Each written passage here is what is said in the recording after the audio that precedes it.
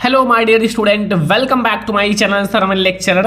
आज हम लोग एक बहुत ही ज़्यादा इंपॉर्टेंट टॉपिक देखने वाले हैं जो बोर्ड एग्जाम में हर साल आता है। ठीक है, हर साल आपके बोर्ड एग्जाम में ये टॉपिक आता है 5 नंबर के लिए। ठीक है, 5 मार्क्स के लिए हर साल ये टॉपिक आता है और बहुत ही ज़्यादा इंपॉर्टेंट टॉपिक है। मैं आपको आपके साथ लिख कर समझाऊंगा, आपको बिल्कुल समझ में आ जाएगा। एक भी पॉइंट ऐसा नहीं है कि आपको ना समझ में आए।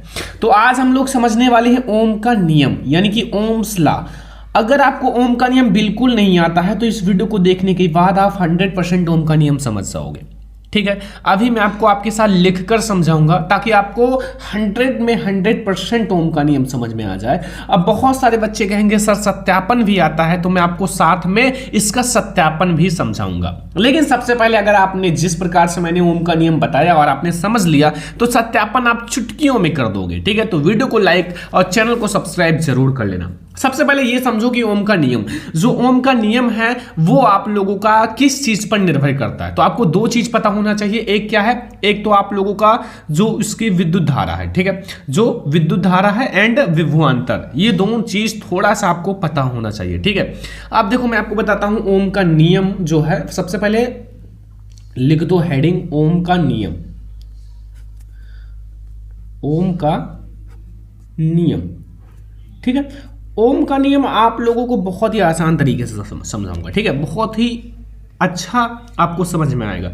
देखो ओम का नियम जो है, जैसे अब यहां मैं आपको बताता हूं ओम का नियम। देखो ओम के नियमानुसार, ठीक है, ओम के नियमानुसार मतलब ओम के नियम के अनुसार अगर हम देखें तो ये क्या कहना चाहते हैं कि जब जैसे हमारा भौतिक अवस्थाएं, कोई भी चालक है, कोई भी कंडक्टर है, भौतिक अवस्थाएं,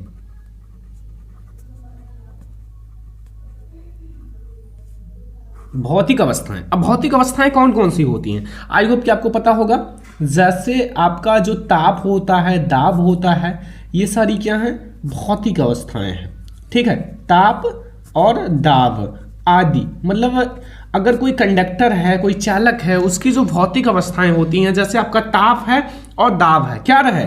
मतलब समान रहे। ठीक है, समान रहने का मतलब क्या है कि इक्वल रहे, समान रहे, इसमें कोई भी परिवर्तन ना हो, मतलब ये समान रहे। तो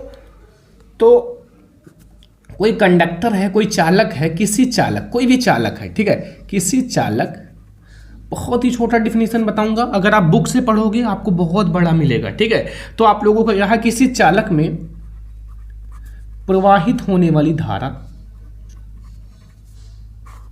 प्रवाहित होने वाली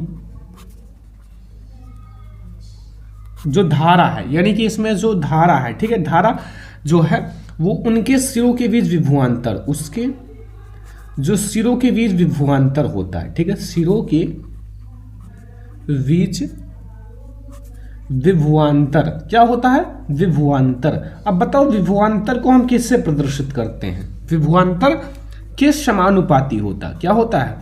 के समानुपाती होता है।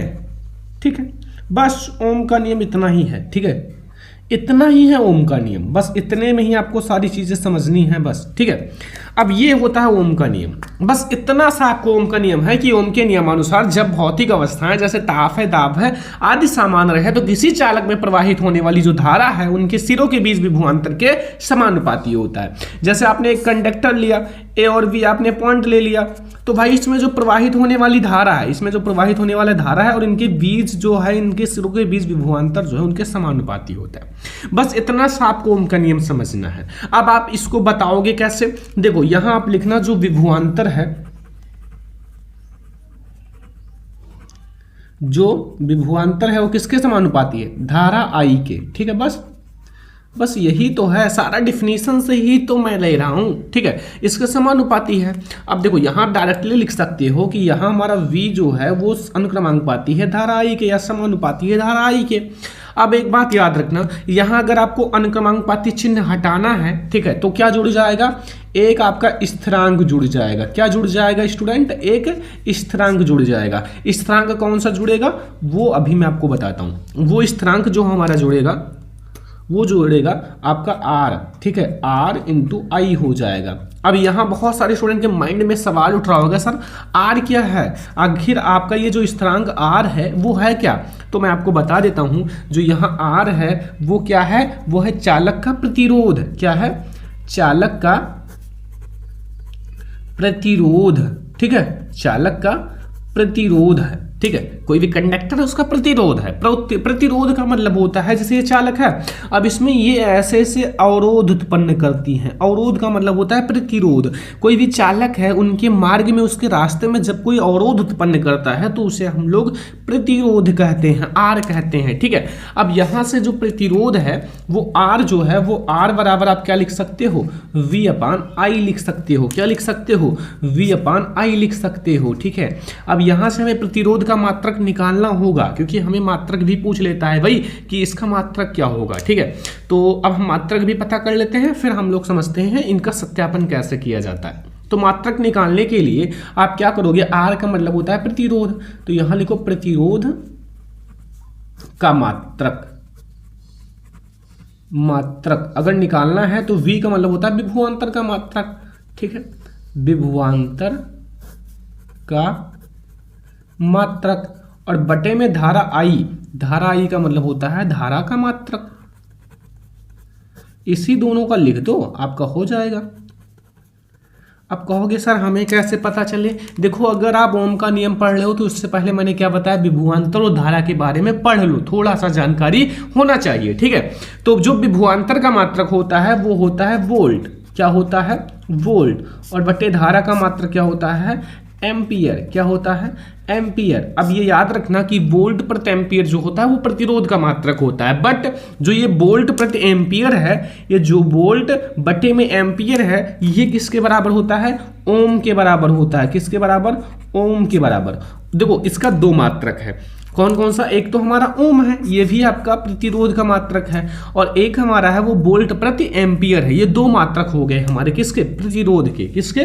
प्रतिरोध के। अब एक बात याद रखना कि हम ओम को एक सिंबल के द्वारा प्रदर्शित करते हैं। किसके द्वारा? ये चिन्ह के द्वारा। अगर ये चिन्ह है तो याद रखना कि ये हमारा क्या है? ओम है, ठीक है। जैसे कहता नहीं कि 4 ओम 5 ओम 6 ओम ऐसा आता है। तो ये पूरा हो गया हमारा ओम का नियम। मैंने आपको मात्रक भी बता दिया, मैंने आपको सारी चीज़ें बता दी, इसमें ऐसा कुछ है नहीं कि मैंने नहीं बताया, ठीक है। मैंने आपको फार्मूलाज भी बता दिया, ओम का नियम भी बता दिया। अब आपके माइंड में उतरा होगा, सर हम इस चीज़ का सत्यापन कैसे करें कि V बराबर आर आई होता है, यानी कि हम ओम का नियम का सत्यापन कैसे करें? अगर आप ये छोटा सा टॉपिक बता देते तो हम समझ जाते। तो हम आपको अच्छे से बता रहे हैं, मैं आपको सत्यापन बहुत अच्छे से समझा देता हूँ ताकि आपका सत्यापन का टॉपिक बिल्कुल क्लियर हो जाए। देखो, अगर आपको ओम का नियम समझ में आ गया तो आपको यह सत्यापन समझ में आ जाएगा, तुरंत समझ में आ जाएगा। सबसे पहले आप अपने माइंड में ये रख लो कि V बराबर आई आर, वो हमारा बिल्कुल सही है, और सत्यापन भी हमारा बिल्कुल सही आएगा, ठीक है। ये हमारा बिल्कुल सही है और सत्यापन भी सही आएगा। तो आपके माइंड में एक साइकोलॉजी आएगा कि यार सत्यापन हमें सही लाना है, और सही ही है, ठीक है। देखो, ओम के नियमानुसार कुछ चीजें हमें लेनी है जो इस सत्यापन में काम आएगा। पहले, इस प्रयोग के लिए हम एक बैटरी कहीं से भी लाएं, लेकिन हमें एक बैटरी की आवश्यकता होगी, एंड हमें एक आमीटर की आवश्यकता होगी, हमें एक कुंजी, जो कुंजी होता है ना, उसकी आवश्यकता होगी, धारा नियंत्रक, धारा को नियंत्रण करने के लिए भैया धारा नियंत्रक की आवश्यकता होगी, प्रतिरोध का होगा, वोल्ट मीटर का होगा, जो हम चित्र ए के अनुसार लगाते हैं। अभी मैं आपको बताऊंगा इन सबको कैसे सजाना है ताकि बहुत अच्छा लगे, ठीक है। प्रतिरोध में जो धारा आई है अमीटर से, तथा प्रतिरोध के सिरों के बीच विभवांतर को वोल्ट मीटर से मापते हैं। आप ये याद रखना कि जो धारा आई है ना, धारा आई, वो हम लोग आमीटर से मापते हैं, तथा जो प्रतिरोध के सिरों के बीच विभवांतर उसको वोल्ट मीटर से मापते हैं। अब चित्र ए के अनुसार हम कैसे लगाएंगे? कहीं लिखा था ना ये चित्र ए, देखो आपको इस तरह से लगाना है। सबसे पहले ऊपर आपको बैटरी लगाना है, प्लस माइनस चार्ज है, ठीक है। एंड यहाँ फिर आपको धारा नियंत्रक यूज करना है, फिर यहाँ कुंजी के यूज करना है, फिर आपको आमीटर यूज करना है, फिर यहाँ प्लस माइनस, यहाँ आपका प्रतिरोध तार है। ये भाई ऐसे ऐसे जो बना हो प्रतिरोध होता है। तो ये इस तरह से आपको सजाना है अच्छे से, ठीक है। और ये क्या है भाई? वोल्ट मीटर कहाँ लगा है? यही तो वोल्ट मीटर है यार, ठीक है। ये मैं लिख देता हूँ, वोल्ट मीटर। अगर आपको ये समझ में आ गया तो ये फिगर मैं आपको नीचे समझाऊंगा, ठीक है। अब ये फिगर आपको समझ में आ गया ऊपर के अकॉर्डिंग, अब आपको मैं जब नीचे ये समझाऊंगा तो ये वाला फिगर के अनुसार आप बता दोगे यार ये तो सही है। देखो, प्रयोग करने के लिए हम कुंजी के को लगाकर धारा नियंत्रक की एक स्थिति के लिए प्रतिरोध को प्रवाहित धारा तथा उनके सिरों के बीच विभवांतर वोल्ट मीटर द्वारा मापते हैं। इसी प्रकार धारा नियंत्रक परिपथ में बहने वाली धारा का बदलकर अमीटर तथा वोल्ट मीटर का पाठ पढ़ लेती है। और जब विभवांतर को एक्स अक्ष, देखो ये हमारा विभवांतर है, इसको हम एक्स अक्ष पर, ठीक है, एक्स अक्ष है, तथा धारा जो है वो वाई अक्ष, धारा ये हमारा है, ये धारा को मैंने वाई अक्ष पढ़ लिया है। देखो दो अक्ष होते हैं, एंड एक्स एंड एक वाई, तो मैंने विभवांतर को एक्स अक्ष पढ़ लिया है, तो धारा को वाई अक्ष पढ़ लेना ही पड़ेगा, ठीक है। लेकर एक ग्राफ खींचना, मैंने एक ग्राफ बनाया, ये क्या है, ये ग्राफ है। ग्राफ का मतलब होता है कि आप ऐसे दो लाइन खींचा, फिर इसमें ऐसे मैंने बीच में जो खींचा है, इस टाइप से आपने ग्राफ बनाया होगा क्लास 9th में और 10th में भी शायद है, ठीक है। 3.1 एक्सरसाइज में आप मैथ पढ़ोगे तो मिलेगा, ठीक है। अब चित्र देखो, अगर आपने ग्राफ बनाया, यदि एक सरल रेखा, चित्र बी में देखो सरल रेखा आता है, देखो ये एक सरल रेखा है ना, बिल्कुल सरल सीधी लाइन, भाई बिल्कुल सीधा है बेचारा, तो ये हमारा एक सरल रेखा है, बिल्कुल सीधी लाइन है, तो ये हमारा क्या है, चित्र बी के अनुसार अगर ये भैया सरल रेखा है तो चालक के सिरों के बीच विभवांतर तथा उसमें प्रवाहित वाले धला सरल रेखीय ओम के नियम का पालन करती है। अगर ये बिल्कुल सरल रेखा देखो है, कहीं टेढ़ा मेढ़ा ऐसे तो है नहीं भाई, तो बिल्कुल सरल रेखा है, तो ये ओम का नियम का पालन करता है। मैंने आपको बता दिया था, आप अपने माइंड में सेट कर लो कि ये ओम का नियम का पालन करता है। तो मैंने आपको इस वीडियो में समझाया कि ओम का नियम है क्या, ठीक है, ओम का नियम क्या है ये आपको समझ में आ गया। साथ में मैंने आपको ये भी समझा दिया कि आखिर ओम का नियम का फार्मूला क्या होता है। साथ में मैंने आपको ये भी समझा दिया कि ओम जो है उसका मात्रक क्या होता है, प्रतिरोध का, ठीक है। तो आई होप कि आपको ये वीडियो बहुत ही ज़्यादा पसंद आया होगा। अगर आपको ऐसे हर एक टॉपिक को समझना है, मतलब हर एक टॉपिक जो इंपॉर्टेंट टॉपिक है समझना है, तो आप लोग कमेंट कर देना, वीडियो को लाइक कर देना, चैनल पर नया तो सब्सक्राइब कर लेना, ताकि हम आप लोगों के लिए ऐसा ही वीडियो ला सकें। तो चलो फिर मिलते हैं नेक्स्ट किसी और नेक्स्ट इंपॉर्टेंट वीडियो में। तो आपको ओम का नियम और उसका सत्यापन दोनों समझ में आ गया। तो चलो फिर मिलते हैं नेक्स्ट इंपॉर्टेंट वीडियो में, तब तक के लिए जय हिंद, वंदे मातरम।